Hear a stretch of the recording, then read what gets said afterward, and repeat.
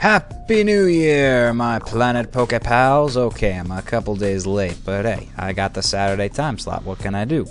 You are watching Pokemon of the Week. I'm your host, DeoGenZ, and if you made a New Year's resolution to kick more tail in this year of OU metagame, then boy do I have a master to add to your team today. Its name is Haxorus, and it's a heathen of a dragon. Now, what makes this thing so fierce is its super strong base 147 physical attack. On top of that, you've got Mold Breaker, which will allow for your opponent's abilities to be completely negated. That means Earthquake is going to hit a Pokemon like Electros, which is fairly annoying seeing how it negates its only weakness being ground type by having the ability Levitate. By sending out Haxorus, that will not be an issue.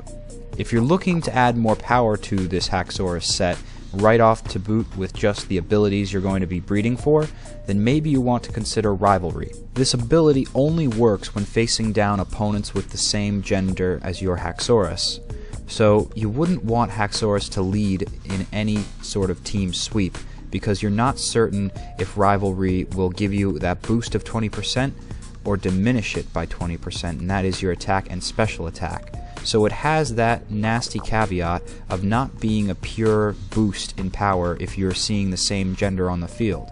If you see the opposite gender on the field, it actually detracts from your attack power. So that's a 25% increase or decrease that you decide based on when you send out Haxorus.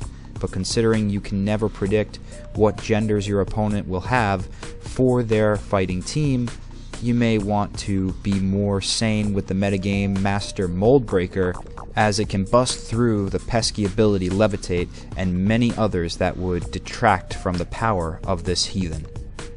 In the effort value zone, you want to max out attack and speed. This is a physical sweeper, so that is what makes the most sense to me when looking at the effort value sets. On the element of the items, I give a little bit of a choice here. You can go Choice Band for more power, Choice Scarf for more speed. Do remember with choice items you're locked to that one attack that you use, but that's a 50% power increase, which is incredible, especially when calculating with Rivalry if you send out your Haxorus to Hayasha! Slash out your opponents in one strike. Outrage is extremely powerful in these circumstances. Life Orb if you want a more sustained but smaller power increase at the cost of some HP, and you won't be locked down to any one move, or a Lumberry to diminish the undesirable effects of Outrage after 2 turns, which is Confusion. Outrage is a must, being a 120 base power stab dragon type move that does have the caveat of Confusion, but with the Lumberry you won't have to worry about, or if you have a choice set going, you can just retract it when the time is right, when you predict Ice or Dragon Retaliation, do your damage with Outrage, and not have to worry about Confusion because it is negated when you switch your Pokemon. Earthquake, base power of 100. Super strong, very much effective, more so with the Mold Breaker because it cancels out foes' annoyance of levitation. So if they try to predict past you and think, I could see a Earthquake coming, I better switch to my levitation, then they would be very disappointed to not further predict your Mold Breaker ability. Which, on Haxorus, I believe it's got 3 alternatives that it can switch through to have an ability, so it's not always guaranteed to have Mold Breaker. Keep that in mind when you see these on the field. Brick Break, 75 base power, strong and sturdy fighting type move, and Dragon Dance, which increases attack and speed by 1 stage.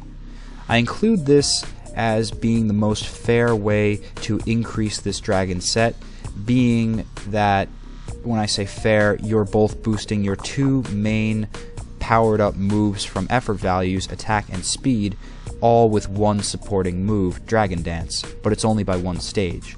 So if you're a trainer that has a lust for power, you may want to consider going with Swords Dance instead, because that is a 2-stage increase of attack, but no increase to speed, so you won't be any much swifter, but you will strike harder when you do get to hit. Some planning and foresight is required whenever wanting to use these supporting moves to boost Haxorus, because if you're not going with these choice items, preferably you would like to have 1-hit or 2-hit KO sweeping abilities with this thing. So try to switch in when the setup is optimal, when dragons are eliminated or the main ice-type sweeper or retaliator has been taken care of. In the alternative moves you can have, Dual Chop is fantastic for taking out foes who have Sturdy, but of course let's remember, if you have Mold Breaker as your ability, Dual Chop would be unnecessary and a weaker base power Dragon Stab move. And the remaining Poison Jab, X Scissor, and Shadow Claw is all up to you based on what moves your team is lacking and what super effective hitting capabilities you're looking for. So I hope you enjoyed this significant sweeper of the OU metagame of 5th Gen. I hope you all get to play with it in the new year and claim some victories based on what you've learned here at Planet Poke.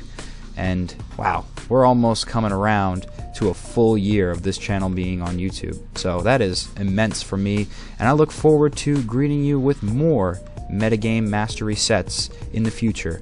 And quite soon, the effort value training series that I've been working on for a while will go live on my channel.